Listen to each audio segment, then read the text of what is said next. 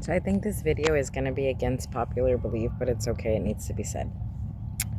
And trigger warning to those of you who are on long-term medications. This is not medical advice.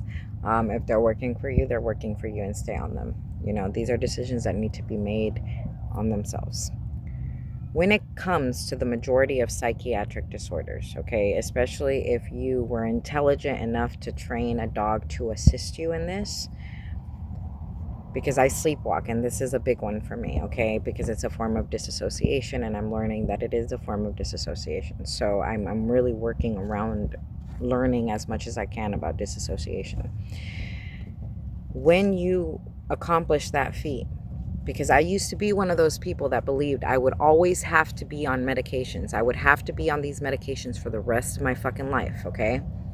I really truly believe that, and it was making me sicker than before because a lot of those medications were also causing a lot of my psychiatric symptoms, okay? I'm somebody who suffered greatly because of the amount of medications and the types of medications that I was on. That belief kept me stuck. If you are growing, teaching yourself about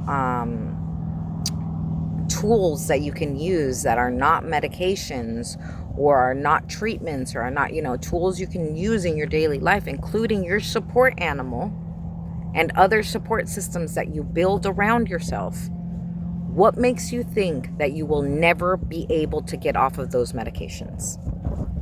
And I'm talking about someone who has really severe flashbacks, and do not rely on taking a medication to be able to control the flashbacks. I just allow them to flow. And I get that. It's a privilege. I understand that it's a goddamn privilege. But why wouldn't you try to create that privilege for yourself by using the tools that you're learning in whatever coaching or psychiatric or therapist office that you are going to? Why wouldn't you be able to build tools outside of medication? Why wouldn't you be able to build tools outside of your programs that you're in?